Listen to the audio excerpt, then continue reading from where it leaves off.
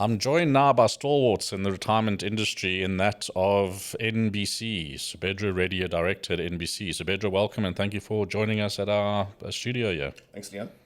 So you guys have a very prominent space here at the IRFA conference. Can you give me some insights in terms of your intent and why you've come in full hog? Well, I suppose besides doing it every year, I think the IRFA is it's a highlight of the conference scene in the industry. So I think you have to be a part of it. But I think we're always trying to get our message out there, to potential clients and to members, And I think generally, as part of what we're doing at IRFA, the main message we try to get across is sort of member education.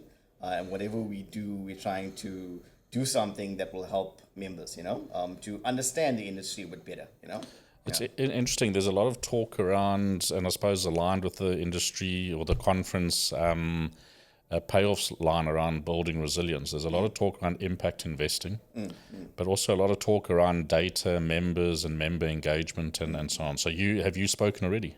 So I'm speaking tomorrow. Okay, so just give us a quick synopsis without giving away your entire talk. What is it that you're going to be addressing specifically, and what time tomorrow is it? So it's tomorrow at 11. It's the session from 11 to 12:30. Okay. So from the resilience point of view, so I think what we're trying to look at is resilience from the actual member point of view. And we're looking at the two-pot savings element as a way to do that. So I think part of the idea when two-pot came around was that savings pot is actually there to help members when they need it.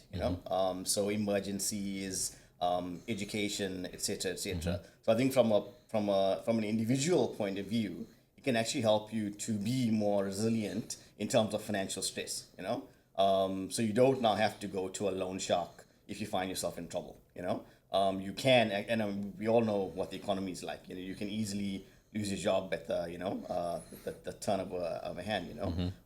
So I think what I'll be focusing on then is how can you actually use that savings pot in a responsible manner. And so generally what I see is when people talk about using the savings pot responsibly, it means not using it. So that's the responsible thing to do.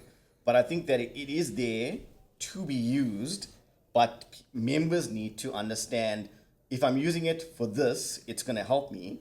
If I'm using it for that, it's going to make me, put me in a far worse position. But I think that we make that mistake so often. We tend to be either far left or far right, or black or white. There's a middle ground. It's the same as debt. I mean, debt is not necessarily bad if used in a responsible manner. But the key thing is, or has the experience been that members are using it responsibly? Yeah, so I mean, we did do a survey of our members. Unfortunately, most people did not want to say what they were using it for, So I think about 75% of the responses were, it's none of your business, But look, I mean, I think we had about 10% saying that they're using it for education, which I think that's positive, And I'm assuming that they probably would not have been able to get that education if it had not been for two-pot. Would this be for educating themselves further? So we didn't go into that level of detail. So it could be for themselves, could be for children. Either way, I think it's positive, So I think obviously what I'm going to be trying to focus on tomorrow is looking at it from an overall financial point of view. So if I am taking money out of that savings pot and I am using it in a responsible manner, what's my overall financial position like? So it's everyone's going to know your savings pot's dropping, your retirement benefit's going to be lower, but you can still have an overall portfolio that can still be in as good or possibly even a better position because of what you actually are using it for. Yeah, well, spot on. I mean, if you're saving from within your retirement fund for your children's education compared to saving outside of your retirement fund for your kids' education, you need to save for your kids' education. Yes. And that alone is also, I suppose, helping your own retirement future, assuming your kids will look after you later in life. Yeah. which is a brave assumption to make. Yes, very but maybe brave. you have to survey those kids to see. Yeah. So NBC, in terms of your presence here and the interactions at your stand, so what is it that you are conveying through your interactions there? Yeah, look, I mean, I think we've had a good turnout. I think at IRF in general, it's been a very good turnout this year.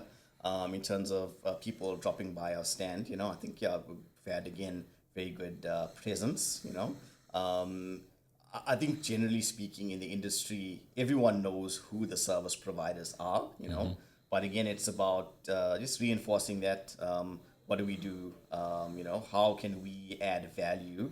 And again, the way I like to think that we can add value is from the member point of view and a focus on the member. So we try to do that. And hopefully also what you'll see in the talk tomorrow is we're not trying to sort of just push product, but trying to educate the member, and of course trustees, so that they know what members need to know about. So interesting question. When you hear and you're talking, yes, to your audience as trustees, but also you're talking to your peer group, your competitors. It's how is that? How does that feel being amongst your competitors in that sense and sharing your IP? Yeah, look, I mean, we're not giving away any trade secrets, I suppose. But look, unfortunately, at most conferences, it is a lot about the marketing and the product, So I try to be different in trying not to market too much, not to push product too much. I don't think I'm going to break new ground and we find out that everyone's not marketing. So I think I'm safe from that point of view, Yeah.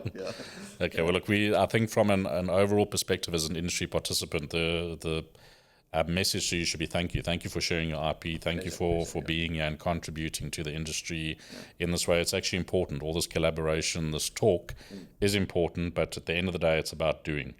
And we're seeing that happening across the industry by parties like yourself, and that's fantastic to experience.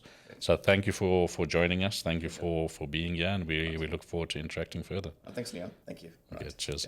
Okay.